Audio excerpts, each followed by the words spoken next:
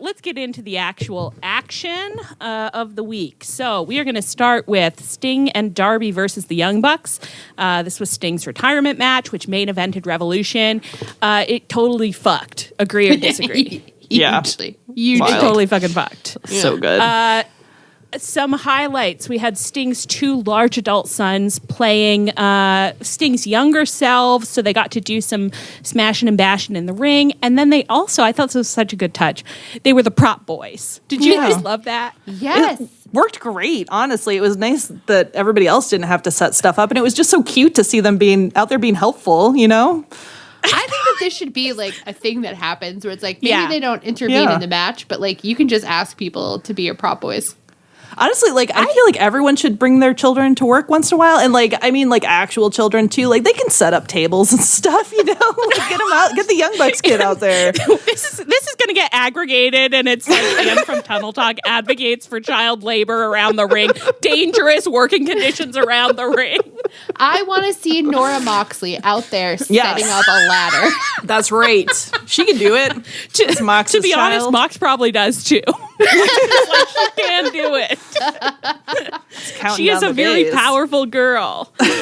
Oh my God. We also had Darby doing some death-defying stunts. Oh my God. We had the action moving throughout the arena, and Sting and Darby won the match. Afterwards, Sting gave a very sweet little retirement speech. It was incredibly moved, and the locker room came out to pay tribute. Of course, he gave part of the speech, and then he said, "Wait, I'm getting cues," and then the pay-per-view ended. And then the pay-per-view ended. You're so right. It was pretty normal, I thought. Just such a great little cliffhanger where I was like, oh, is there going to be an angle at the end or something? That's crazy for his. And then it was just like, no, pay-per-view over. Just like cut to black. Like, okay, good job, everybody. The cue was end of pay-per-view. What do you guys think about this as actually, no, let's start with this. We may have said some things on this podcast last week about the importance of a man going out on his back, how we wanted to see a man go out on his back because we heard it was so cool, et cetera, et cetera. I've got my Notes app apology up. I would like to publicly retract my insistence that men must go out on their backs, and I will go on the record and say I love when men go out on their fronts. I always have. I don't apologize because this was not us. We were the last 3 months. People have been saying to us, Sting will go out on his back, and you will think it's beautiful. What were we supposed to do in those conditions? It's so we just believed our community. Even suddenly everyone is telling us, like, actually it's often really like sad and depressing when the men go out on their backs. Like actually sometimes you feel like they've been forced into going out on their backs and they might not want to. It was like, the promotion humiliates them by forcing them. The dark underbelly of going out on your back. I thought it was just cool. I thought it was cool and fun. Right. People were like, well, you know, I guess they chose the happy ending. And I was like, wait, hold on a minute. So when you told me that a man on his back is beautiful, that was not a happy ending? So you lied. Yeah. You lied to me. You lied to us. You know we've not seen men on their backs. We haven't seen a man go out on his back or his front before. We're just trusting everyone around us. You. The men have always been in the building with us.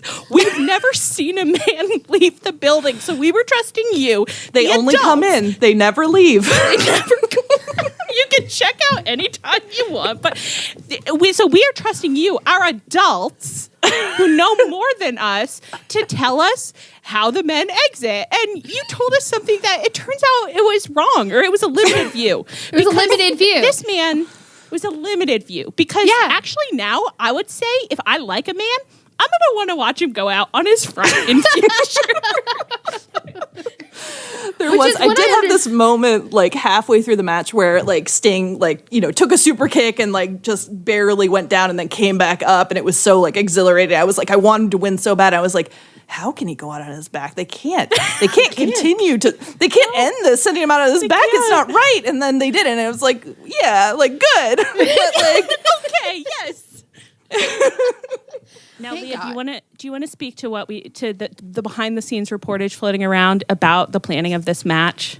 Oh my God. I think, was it Sports Illustrated reported I think so. Sting was like, and obviously I'll be going out on my back. And Tony and the Bucks said, "Oh no, vetoed.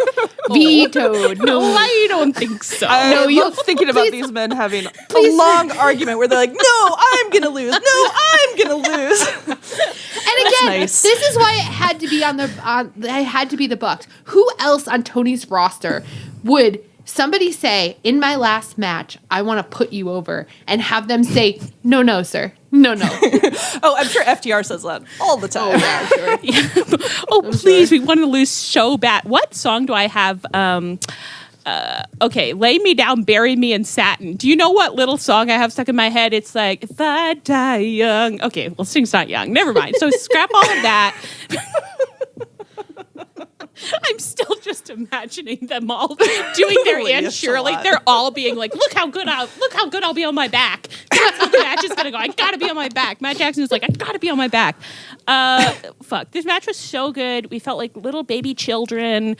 We were shrieking. We were happy. The Bucks were so friggin' hammy. Like they were like, it was so clear. They were like, Sting, you are going to look like the coolest guy in the world, and we're going to look like the dumbest fucks in the world. Complimentary. And they certainly did. And I love them.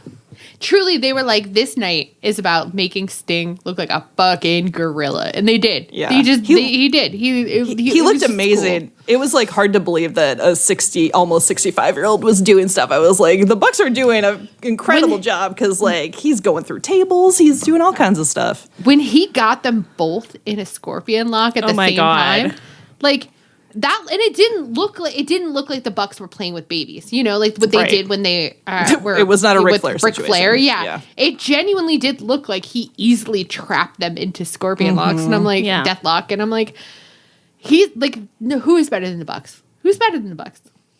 Yeah, maybe only Sting. The Sting retirement stuff. It was honestly like so moving. Like, I don't know how people who like actually have nostalgic memories of Sting were coping, because like I got so emotional at like his retirement video, and then oh my god, that like Sting, like his This son's Is Your Life coming segment out where he's in that movie theater watching all his footage. It was just like, are you fucking kidding me? Yeah. And then when his sons came out like looking just like him in his old gear, it's like it must have felt so strange if you were watching it like in the 90s. It felt strange to me. I felt like I ended up coming out of this match with so many thoughts about just like, you know, what it means to like end things well and like how you treat people and your legacy and all this stuff. And I'm like, okay, it's crazy that watching a pro wrestling show has me like in this strange meditative space, but it was really incredible. Yeah, was it you, Allie, who brought up in the end the "Love You Take" is equal to the "Love You Make"? The "Love You Make," my favorite Beatles song.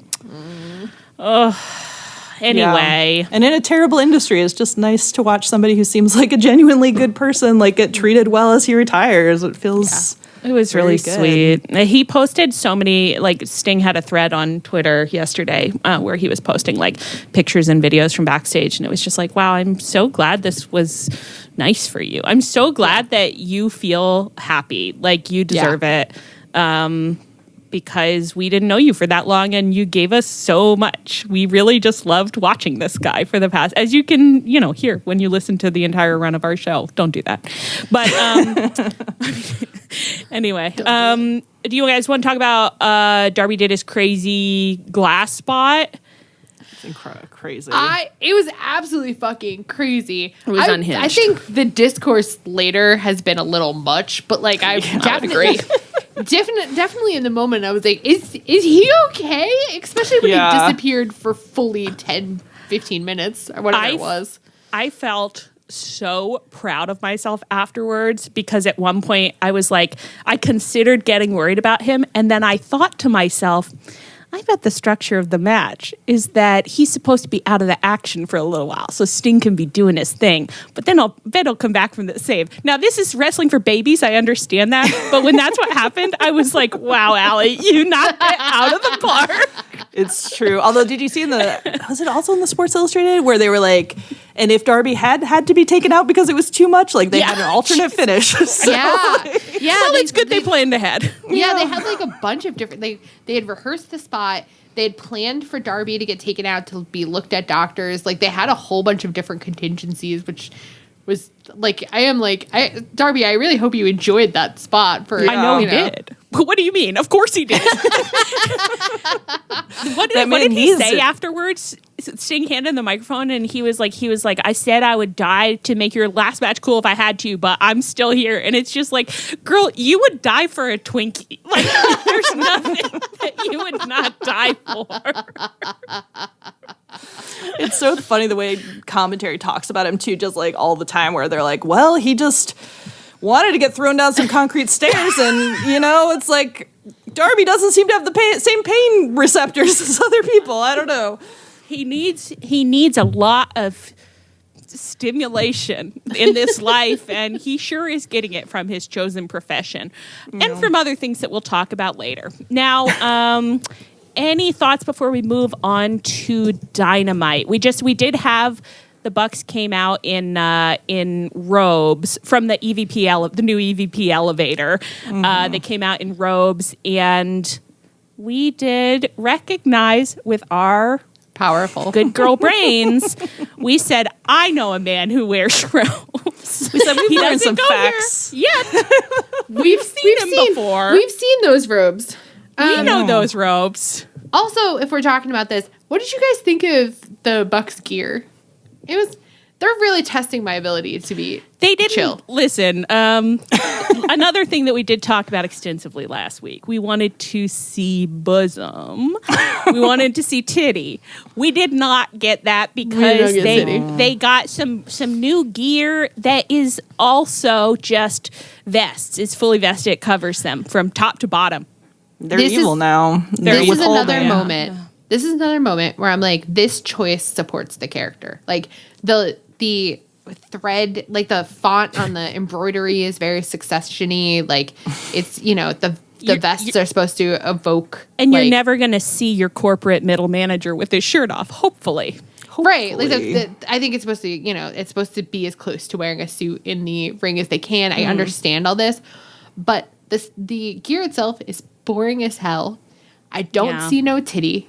And I don't see no titty. And even the fit on it wasn't great. Like Nick, I was looking at Nick's butt and it had like a weird wrinkle in it, and I was like, I honestly have been kind of impressed at how badly everything is fitting them. Like it's clearly taking so much effort, and it's like, wow, you're nailing it. Like nothing fits your body at all. No, certainly nothing fits your body. And in a lot of different interesting ways. Yeah, new ways. We're really exploring bad tailoring. Exploring the space, yes.